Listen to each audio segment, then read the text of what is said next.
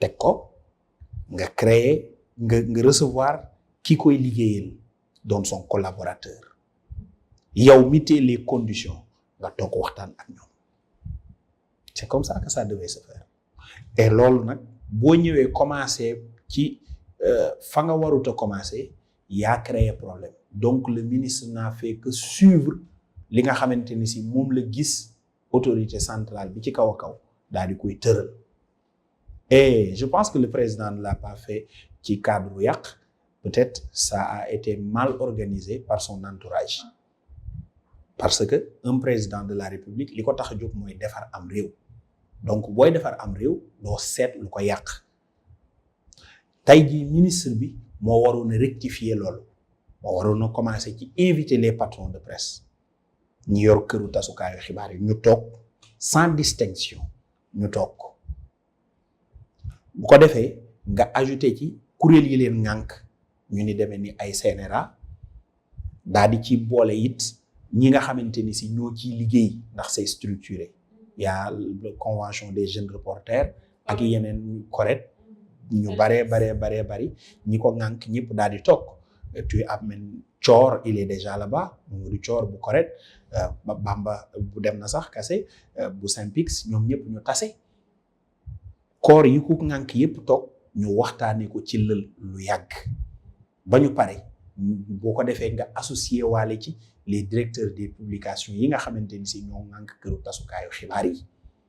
ndax boo bëggee defar luy sax di jëm ca kanam doone danoo bari tax mënumaa taseeg ñëpp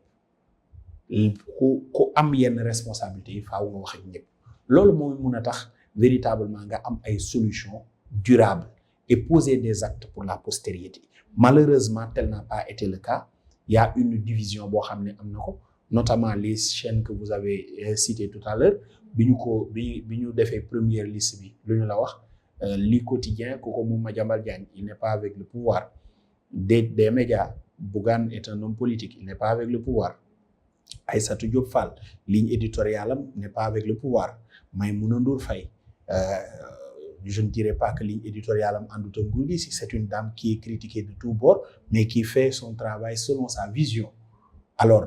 n'est pas apprécié par tout le monde boo ko jëlee ñit ñi li ñuy njëkk a gis mooy kër yi nga xamante ni si ils sont un peu critiques au pouvoir wala seen ligne éditoriale àndul ak pouvoir bi ñoom la ñu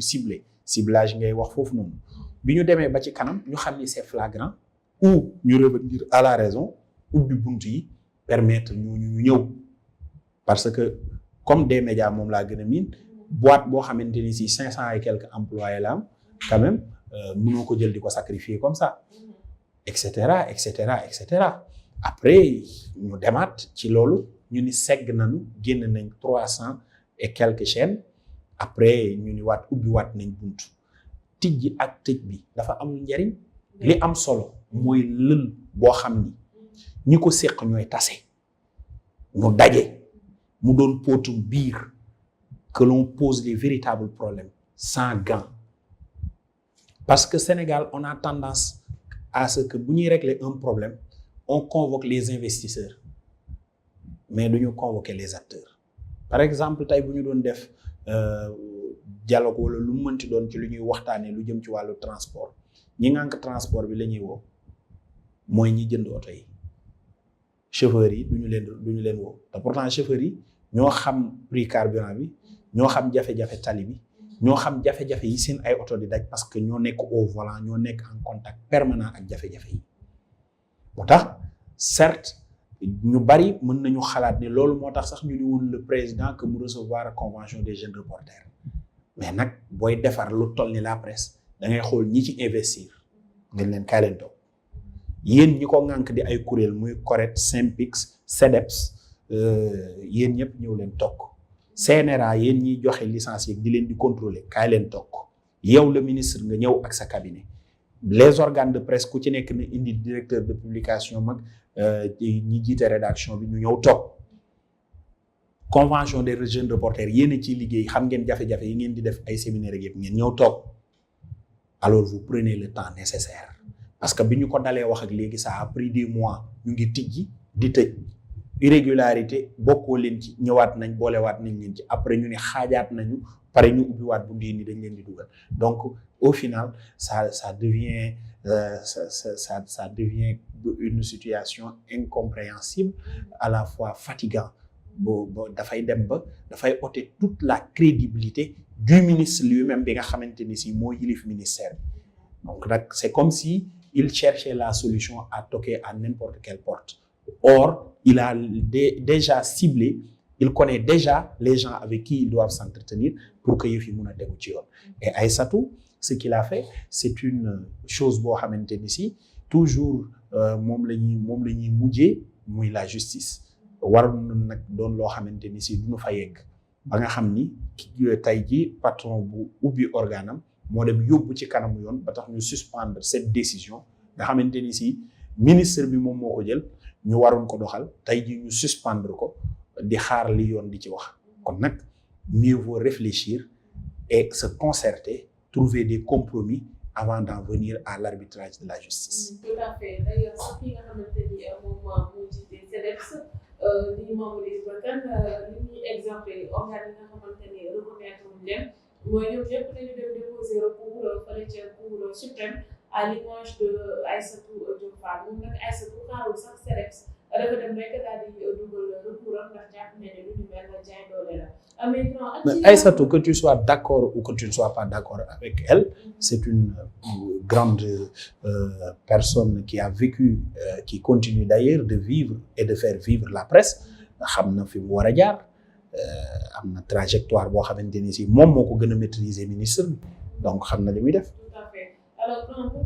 tëj fenêtre boobu rek est-ce que jàppoon ne nguur gu bees ñi acte yi ñuy posé bi ñu toogee ci bopp réew mi ba léegi du leen lu dul salfaañe liberté de presse parce que ñu koy rappeler sans que aide yi nga xamante ni aide à la presse yi nga xamante ni taskatu xibaar yi dañ ko ñu jot ak bu yàlla sax aide boobu ba suñu yàlla te en tout cas on a ma connaissance yi bëgguma fu ñu ko joxee subvention yi ak koppar bi nga xamante ni également yoral nañ ko kër taskatu xibaar yi mu nekk ay kii yoo xamante ni dañ ko xaatim ak ay société nationale ñu yore leen xaalis fayeguñ leen état àndal loolu ñu ne nit waaye ñu créer plateforme bi daal di rek inciter organe de presse ñu dem inscrire ak coow li nga xamante ni jur na ko boobu léegi sànq yaa ngi koy rappelé fii fait bi nga xamante ni nag moo gën a marqué mooy les arrestations Abdou Nguer arrestation Abdou Ngingue arrestation Abdou Diallo arrestation keneen ak keneen ak keneen ak keneen est-ce que tey nekkuñu ci kanamu un régime répressif devant la presse?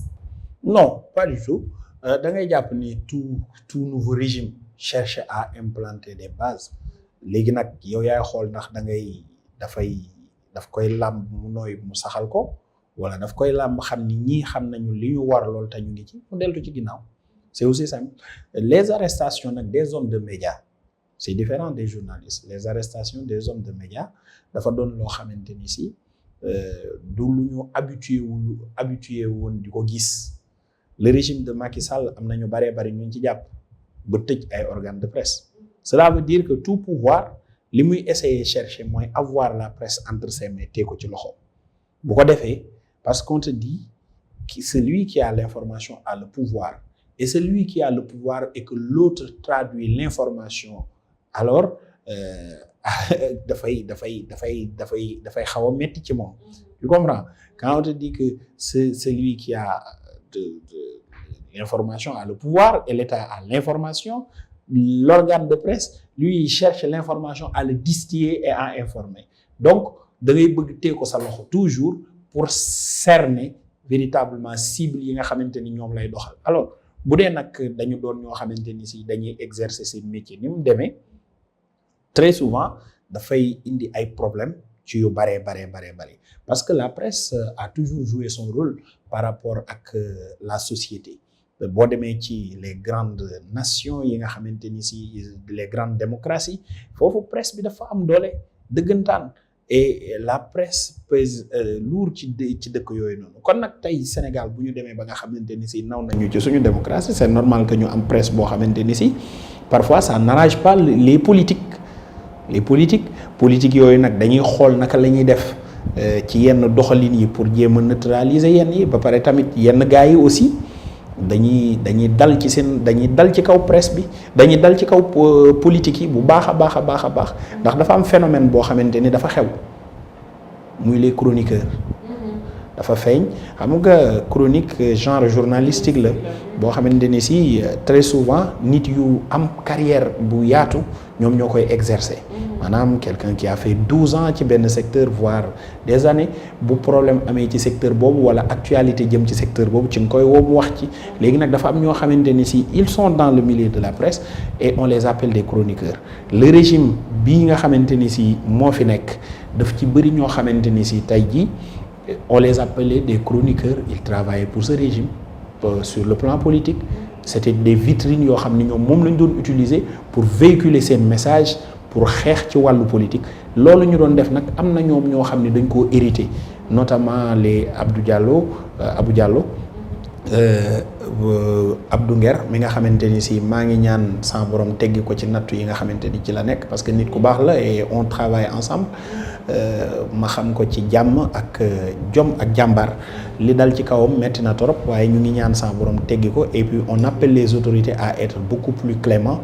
et d'accélérer véritablement son procès vu qu'il est en instruction pour que mu mun jóge ci loolu noonu parce que ce n'est pas heureux ci kenn de savoir qu'un de tes collègues est en détention d'autant plus qu'un homme comme Abdou Nguer nga xamante ni voilà jàmbaar la ci lu bare de par ses engagements et de par sa position ci taxawaayu politique il ne se cache pas il ne cherche pas de tourner de gauche à droite fi mu taxaw lay taxaw et droit dans ses bottes moom il dit que je suis un opposant du régime moom il exerce sa chronique contre le régime donc mun nañ jàpp ni taxawaayu politique la loolu moo tax juge Dème bi muy wax ni c'est injuste li nga xamante ni si moo ngi koy subir et yoo xamante ni si la bu baree dafay dem ba sonal régime bi mais du ko sonalagum léegi au fil lu régime bi di gën a dem ci la koy gën a sonal et c'est déplorable j'espère qu'ils vont revenir à plus de raison et de clémence ba teggi loolu ci kawam loolu nag nga xam ni ñoom dafa am ñu nekkoon ci ñoom démb di ko def tey jii mu porter ay fruits ba ñooñu tey doon ay député wala ñu am yeneen responsabilités yu ñu leen jox moo waral am ñeneen ñu doon loolu ci ñoom